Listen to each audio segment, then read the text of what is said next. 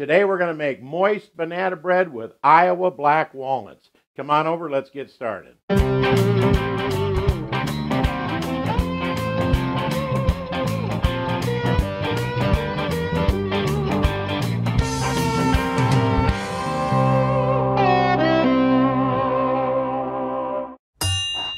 everybody, hunter, fisher, trapper, trader, guide, scout, and interpreter, and just a country cook, Steve Hall, here in Nashville, Tennessee, along with pretty Miss Sheila running that camera. Hi, Sheila. Hi. Man, it's time for a snack because we got some old dark turning bananas in the house. We've already peeled one of them and chucked it in here. When you get these old bananas, don't throw them away. Make banana bread. The uglier these bananas become, the better they become for banana bread because they peel so easy and they mash even easier. You can just plow them around like this, almost like mashed potatoes or something. We got 3 nanners in here, and I like to mash them up pretty good. I don't like chunks of banana in the banana bread, so we'll get this all mixed up. We're going to put in just a half a teaspoon of lemon juice and a half a teaspoon of vanilla, and they're both in the same little container here.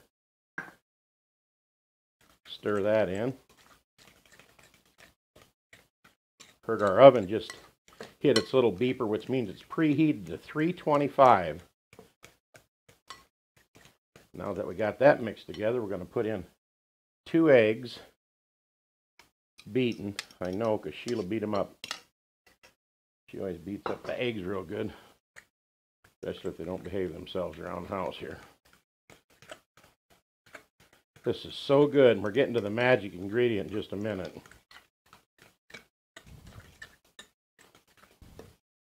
And we're going to put in a tablespoon of sour cream. That's what makes it so nice and creamy.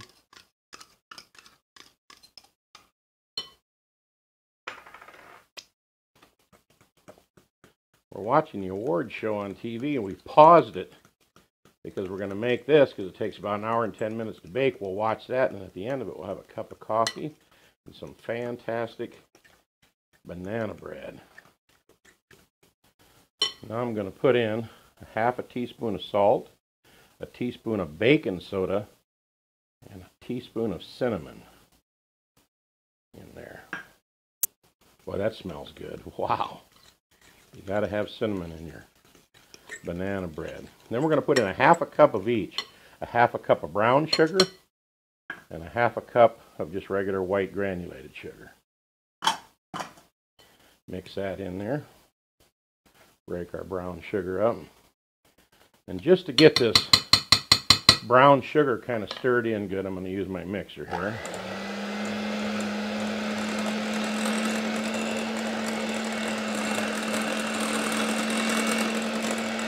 This stuff is so good,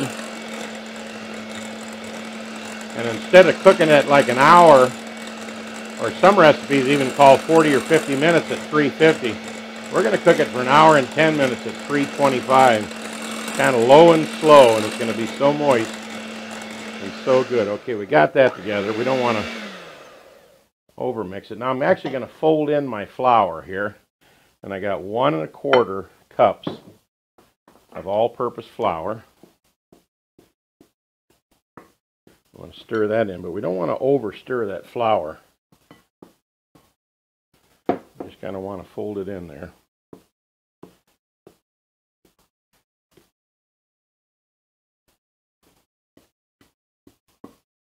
And then I'm going to tell you about these black walnuts. When I was a kid, my dad used to go out in the yard and pick up all these old black walnuts that were all black and nasty looking, put them in the basement for a while.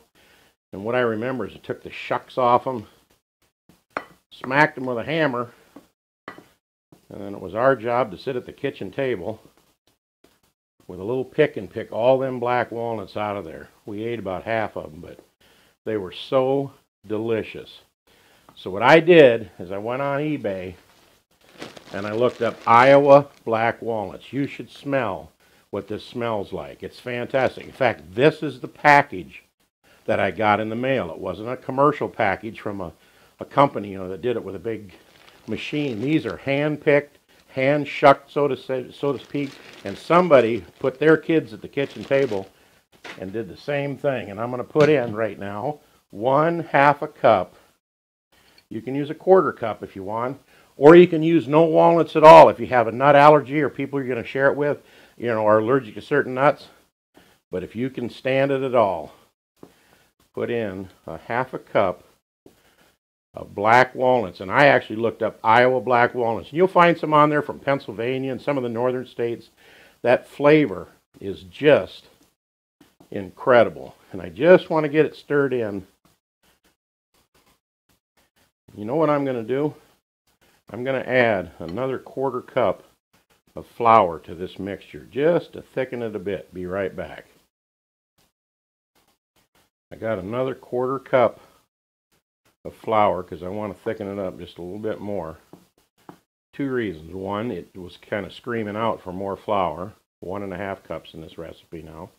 And 2, I forgot to put in my full stick of soft butter. This has been sitting out all night, so it is so soft. I'm going to kind of break it up a little bit, and then I'm going to, one more time, I'm going to hit it with my blender here, my little hand mixer. Just enough to get it all over the recipe.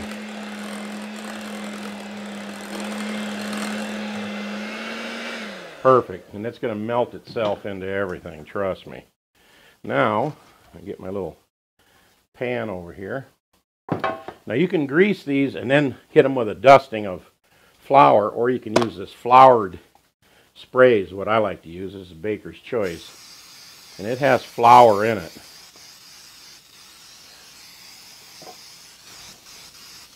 Get that all sprayed down. Then we're going to pour our mixture in there. See if I can get this going for you.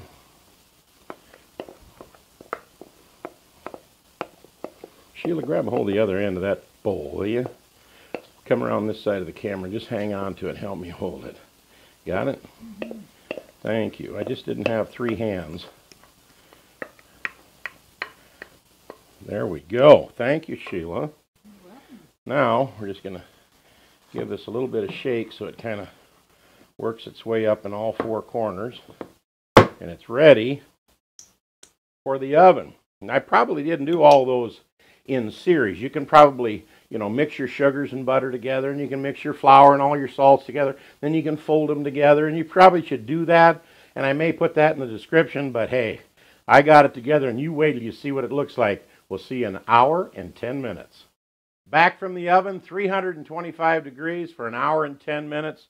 And you know what I'm going to do? I'm going to put it in the description box below that you take the butter and the sugars and you mix them together. And then you take the eggs and the mashed potatoes and the lemon juice and all that stuff and you mash it together. And then you put your baking powder and flour and all that and you fold it in and do that. Or you could dump all the ingredients that I did, like I did kind of, in one bowl, mix it all together and bake it. And oh, it smells wonderful in here. I'm going to get real brave here because I took a butter knife, kind of went around the outside. It's been cooling for about 15 minutes. Still pretty warm on the pan. Look at that. Am I brave or am I brave? Check this out. Come on over here. Let's carve into this. Put it on a saucer or 2 for me and Sheila. We got a little butter here we're going to put on top. And then we're going to go back in, watch the rest of the awards show, and enjoy some delicious banana bread. But we got to get a real close-up for you right now. Come on over here. Man, I can't wait to carve into this. Look at that. Getting a little crumbly on the edges there. I should let it cool a little longer maybe. But I can't wait. It's so moist in the middle. And I should really let this cool, but I'm not gonna. Because I can't stand it. It's crunchy on the outside. The inside is still not firmed up just yet. But look how moist that is. How it just shakes so nice.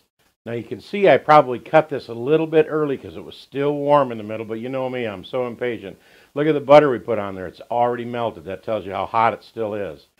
But I got to tell you, when I was over here goofing around and I picked up one little piece of that, all I tasted was this delicious black walnuts from up in Iowa. Because when I chopped up the walnuts, it chopped them up, but it also kind of almost like made a powder of about a fourth of them. And I thought, I'm just going to dump that all in, mix it in anyway. And all that real fine black walnut chopped up went in there, and the flavor is so spectacular. That flavor really takes me back to Iowa when I was a little kid. Get on eBay and just type in Iowa black walnuts, Pennsylvania black walnuts, wherever you're from, and you'll get somebody that has them in a little bag like this, not a commercial bag, but just a Ziploc bag where they've sat at the kitchen table and smashed them open and picked them all out and mailed them to you. They're a little expensive. A little bag like this is about 20 bucks, but it is so worth it. I can't wait to turn the camera off and share this with Sheila. Can you smell this in the whole kitchen, Sheila? Smells good. When this is baking, it's outstanding. I hope you enjoy our recipes.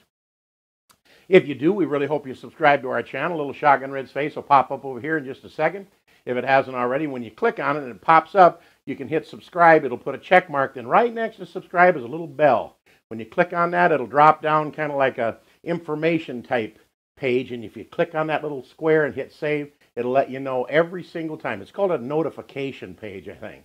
And it'll let you know every single recipe that we put out if you want them all, and we hope you do. We'll put another recipe up over here that we really hope you enjoy, but I know that you're going to enjoy this banana bread.